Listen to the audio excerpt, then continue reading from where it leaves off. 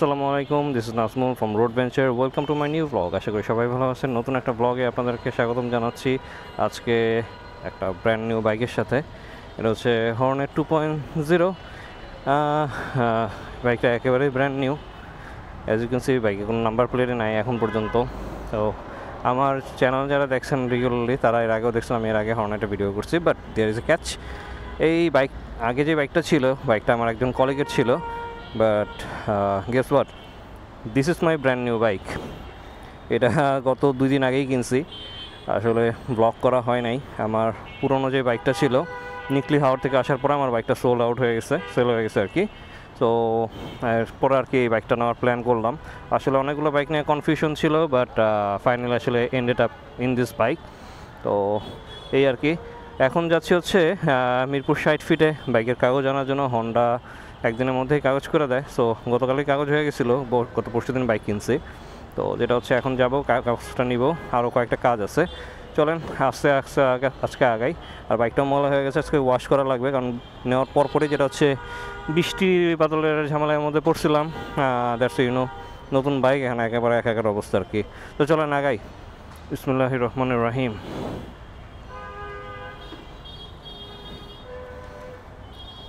Ignition দিলাম।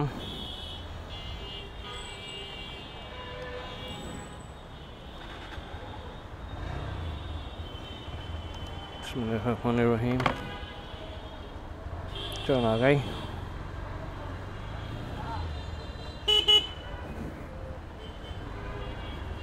আজকে হচ্ছে আমার বাইক কেনার গল্পটা আপনাদেরকে শেয়ার করি।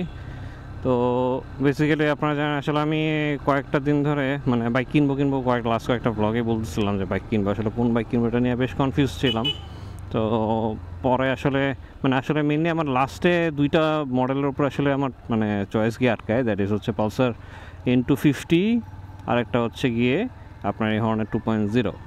এখন জিনিসটা হচ্ছে, অনেকে আমাকে পালসার নিতে নিষেধ করলো, because Pulsar after sale service খুব ভালো না, টুকিটাকি প্রবলেম আছে। টুকিটাকি প্রবলেম হর্নেটেরও আছে, এটা সব বাইকের টুকিটাকি প্রবলেম আছে। কিন্তু ওভারঅল চিন্তা করলাম যখন, যে আসলে আমি এত টাকা খরচ করে কী পাবো, বা এত পাওয়ার নিয়ে কই যাব। ওভারঅল চিন্তা করার পরে মানে আমার কাছে মনে হলো যে Hornet will be the best option in terms of long term use and reliability. সব কিছু মিলায়া হর্নেটটাই আমার জন্য ভালো একটা অপশন হবে।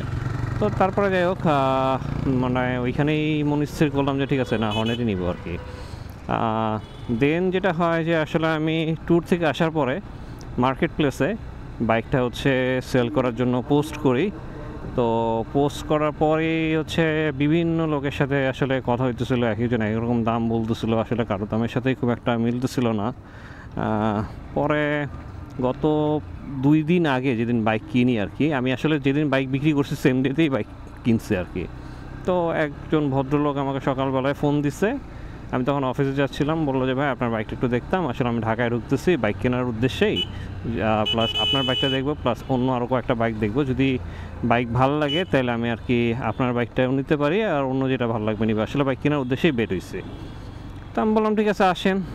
তো উনি একটা দাম আমার অফার করছিলাম, আমি বলছি ভাই আমি ওই দামে দিতে পারবো না, আমি এই দামে হলে আমি ছাড়বো। তো আপনি যদি ওই মানে থাকে তাহলে আসেন, নাহলে ভাই আইসা লাভ নাই। তো উনি বলছে ঠিক আছে, আচ্ছা বাইক আইসা দেখি। তো যাই হোক, ওই লোক আসছে, ভদ্রলোক আসছে। আসার পরে দুপুরের দিকে অফিসের নিচে আসছে, যেহেতু আমার ওই দিন অফিস ছিল। তো পরে ওনাকে বাইকটা দেখাইলাম। বাইক দেখানোর পরে ওনার তো বাইক খুব ভালো লাগছে, উনি যখন ইনস্ট্যান্ট নিবে। তো আমি পরে বললাম যে ভাই আমার কন্ডিশন আছে, আপনি যদি এখন নেন তাহলে আমাকে কালকের মধ্যে আপনাকে নাম ট্রান্সফার করতে হবে, নাহলে ভাই আমি কেস দিয়ে বাইক আমার কাছে নিয়ে আসবো। তো ওনার এই প্রপোজালটা ভালো লাগছে। উনিও চেয়েছিল যে আসলে সমস্ত পেপার ওয়ার্ক শেষে উনি আসলে ব্যাক করবে আর কি। উনি ভদ্রলোকটা আসছিল পাবনা থেকে বাইক কেনার জন্য।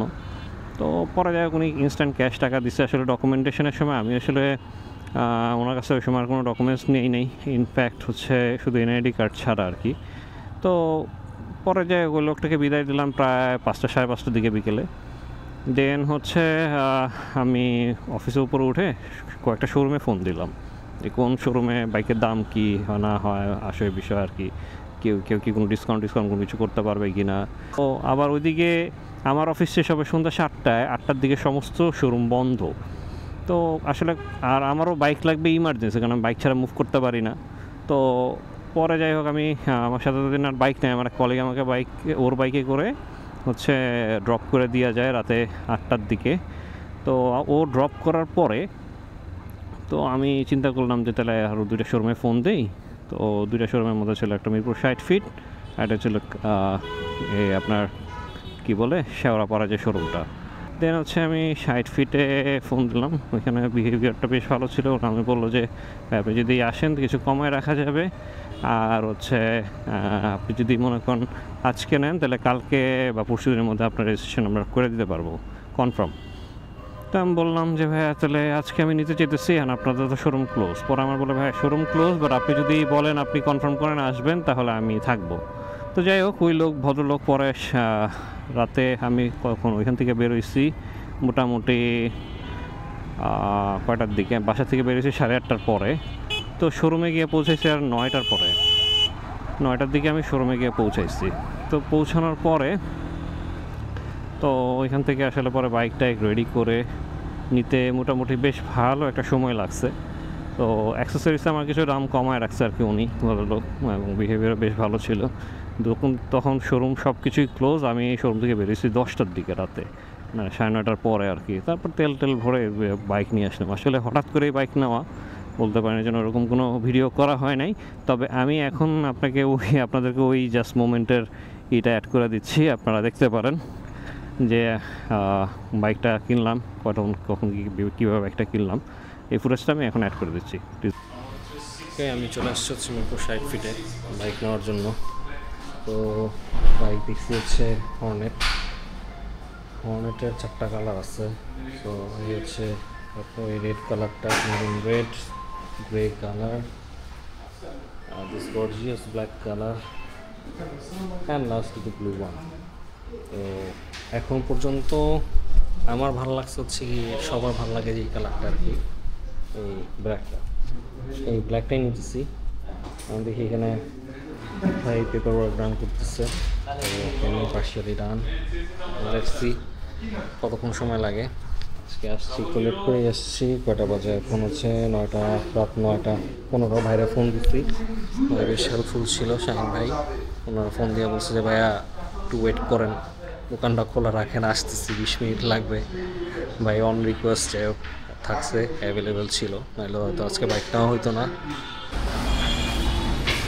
এখন সময় হচ্ছে রাত 9:30। ভাই বাইক হচ্ছে রেডি করতেছে, হচ্ছে বাইকের কন্ডিশন, কাগজপত্র সব তুলে ফেলা হয়েছে।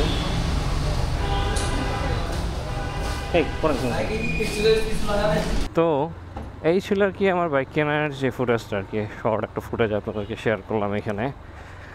আর হচ্ছে এই বাইক কেনার পরই দেখা গেছে 2 দিন টানা বৃষ্টি, বাইকের অবস্থা টোটালি খারাপ। নতুন বাইক দেখে মনে হয় না যেটা নতুন বাইক আছে, দেখে মনে হয় যে পুরান বাইক কয়েকদিন আগে কিনছি। তো পরে আর রেজিস্ট্রেশনে যদি কথা বলি, হন্ডার একটা সুবিধা আছে যে আপনি বাইক কিনলে একদিনে 1 ওয়ার্কিং ডের মধ্যে রেজিস্ট্রেশন করে দেয়। তো আমি বাইক কিনছিলাম যেদিন, ওদিন ছিল প্রায় রাত 10টা।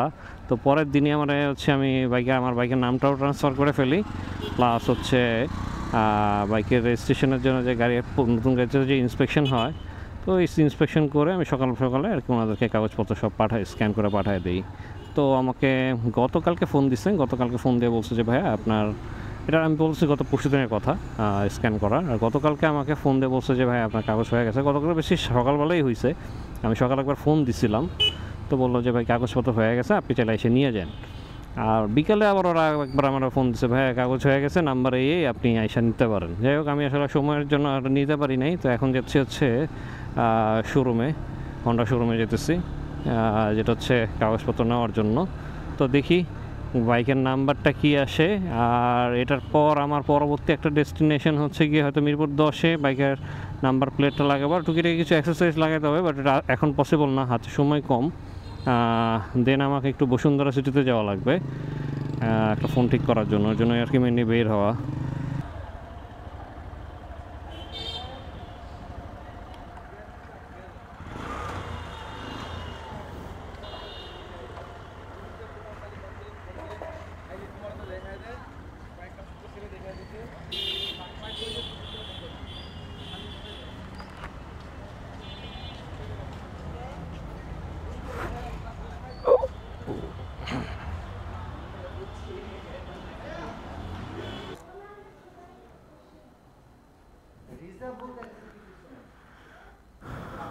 আসসালামু আলাইকুম ভাই, ভালো আছেন?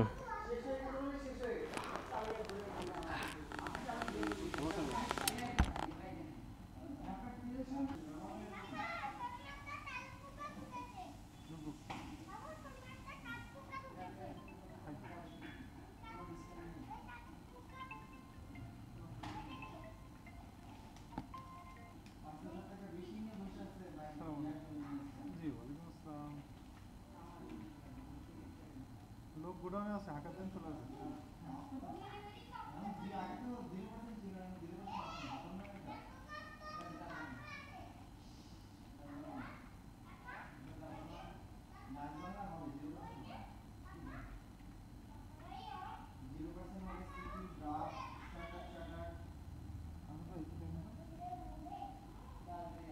ভালো আছেন?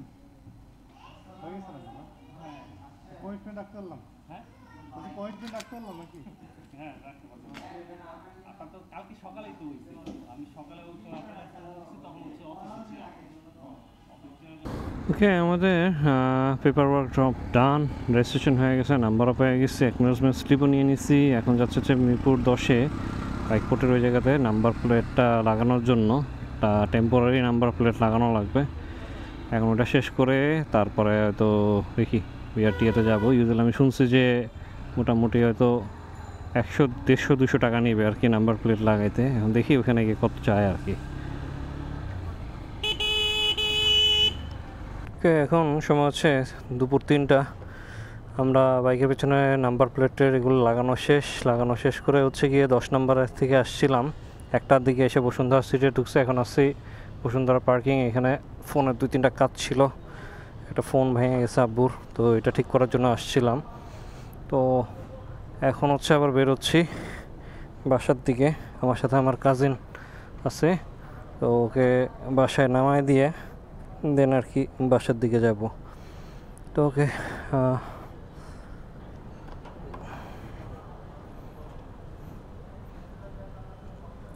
এই হর্নেট নিয়ে আসলে আমার প্রিভিয়াসলি এর আগে ভিডিও করা হয়েছে।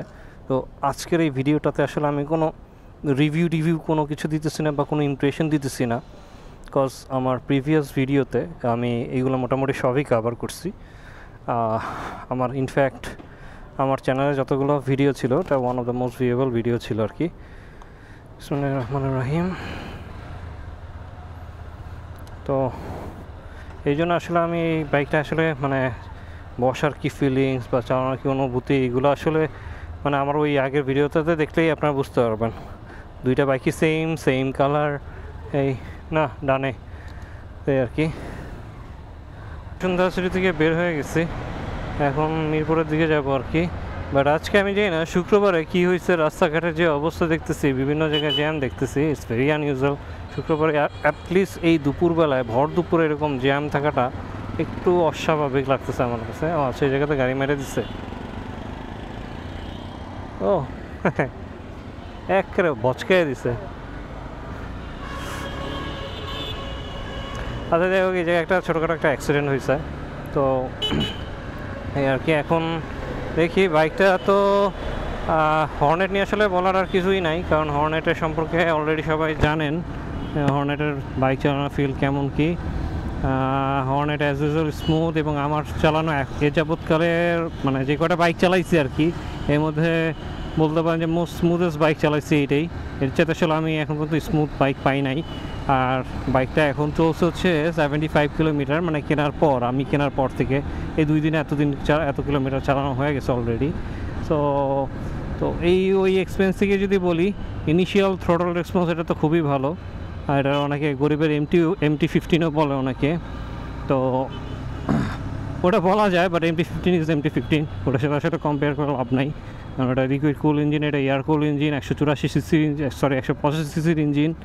তো এই আর কি। তো যাই হোক, এখন হচ্ছে কোথায়, বিজয় সরণির কাছাকাছি। এখন মিরপুর ঢুকবো বনানী হয়ে, কারণ এটাই সবচেয়ে ফাস্টেস্ট রুট মিরপুরে ঢোকার জন্য। আজকে সকাল সেই বের হয়েছে হচ্ছে 11টার দিকে। আর আজকে যে পরিমাণ গরম আর হচ্ছে মানে ঘাম দিতেছে, সব কিছু মিলে খুব এক্সস্টেড লাগতেছে। দুপুর এখনও কিছু খাওয়া দাওয়া করা হয় নাই, বাসায় গিয়ে একটু আবার ফ্রেশ হওয়া লাগবে। ফ্রেশ হয়ে দেন গোসল করে রেস্ট টেস্ট নেবো। ওর বাইকটাও একটু ওয়াশ করা লাগবে, কারণ নতুন বাইক নেওয়ার পরে আপনারা দেখছেন ফার্স্টেই বাইকের কী অবস্থা, একবারে কাদা দিয়ে মাখামাখি একটা অবস্থা। বাইকটা যে নতুন এটা আসলে বোঝার কোনো উপায়ই নাই। তো এখন থেকে যাই হোক, আপনার আমার এফজেডটা সেল হয়ে গেছে, এখন থেকে সব ভিডিওতেই আসলে এই বাইকটার সাথে দেখবেন। মানে এই বাইকটা নিয়ে আসলে আমার পরবর্তী যে জার্নি বা আমার রোড বেঞ্চের যে চ্যানেলটা আছে, সো এই চ্যানেলে সব জার্নি আসলে এখন থেকে এই বাইকটার সাথেই হবে। তো এই আর কি, পরবর্তীতে আসলে আমি আস্তে আস্তে যখন বাইকটা চালাই বা বাইকটি কখন কি চেঞ্জ করতেছি এটা আমি আপডেট দিব। সোফার এখন পর্যন্ত বাইকে কোনো কিছু ইনস্টল করি নাই, কারণ আমার আগের বাইকে এখানে মাউন্ট ছিল মানে বাইক কী বলে এটা, মোবাইলে মাউন্ট ছিল, ফগ লাইটের সেট আপ ছিল, আপনারা দেখছেন হর্নের সেট আপ ছিল, এগুলো আসলে কোনো কিছুই লাগানো হয় নাই। আমি যখন বাইকটা সেল করছি যাকে দিছি আমি সব কিছু রেখে দিছিলাম। এখন শুধু একটা জিনিস আমার কাছে নাই, সেটা ছিল হচ্ছে হর্নটা ছিল না। তো হর্নটা আমি গতকালকে নতুন কিনছি, ডেন্সোরই কিনছি। ডেন্সো ইউজ করে আমি বেশ satisfied Denso সাউন্ডে।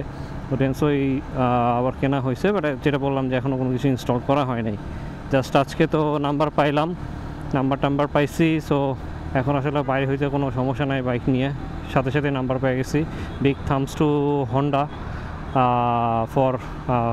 For giving us the registration by 1 working day. তো এই জিনিসটা আসলেই জোস তারা করছে। এই তো চলেন দেখি আগাই, আর আস্তে আস্তে বাইকটার সাথে যতটুকু যাব, এটা কখন কি হচ্ছে না হচ্ছে সব কিছুতে আপডেট পাবেনই আপনারা এই বাইকের। আর উইথ দ্যাট সাইড ভিডিওটা আজকে বেটার এখানেই শেষ করি। আর বাইকটা যেটা কিনছি, বাইকটা কেমন হয়েছে বা ডিসিশন কতটুকু মানে ওয়াইজ ছিল, এটাও আপনারা জানাইতে পারেন। আমি হয়তো হায়ার সিক্সতেই যেতাম, বাট আসলে যাই নাই। তো ওইটার রিজনটা আমি বলছি যে কেন যাই নাই। তো এই আর কি, ঠিক আছে তাহলে ভিডিওটা আজকে এখানে শেষ করি। আর এই ভিডিওটা যদি ভালো লাগে তারপর প্লিজ একটা লাইক দিবেন, and don't forget to subscribe my channel. সবাই ভালো থাকেন, সুস্থ থাকেন। এখান থেকেই বিদায় নিচ্ছি। আল্লাহ হাফেজ।